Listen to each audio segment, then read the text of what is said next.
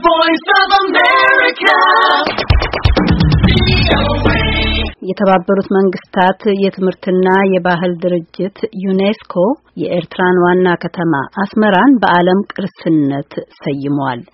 አፍሪካስ ማያሚ የአፍሪካይቱ ማያሚ በመባል አንዳንዴ የምትጠራው አስመራ በብዙ በስዕል የተዋቡ ህንጻዎቿ ምክንያት እንደሆነ ኒውዮርክ ታይምስ ጠቅሶ ዘግቧል። አስመራ አበባ ለድምቀት የበቃችው እንደ አውሮፓውያን አቆጣጠር ከ1889 እስከ ሁለተኛው ዓለም ጦርነት ፍጻሜ የኢጣሊያ ቅኝ ግዛት ስለነበረች ነው ተብሏል። በቅኝ ግዛት ዘመን የኢጣሊያ አርኪቴክቶች ወይም የህንጻ ግንባታ ባለሙያዎች በወግ አጥባቂው የአውሮፓ ግዛት የማይታሰበውን የማፍለቅ ስራ ይሞክሩባት እንደነበረና በአውሮፓውያኑ በ1930ዎቹ ከፊል የአስመራ ከተማ ነዋሪዎች ኢጣሊያውያን እንደነበሩ በዚህ ምክንያት ሊትል ሮም ወይም ትንሽቱ ሮማ ትባል እንደነበረ የዜና ምንጮች ጠቅሰዋል። ባለፈው ቅዳሜ ዩኔስኮ አስመራን የዓለም ቅርስ ብሎ ሲሰይማት የ20ኛው ክፍለ ዘመን ቀዳሚ የአፍሪካ ዘመናዊት ከተማን ብሏታል።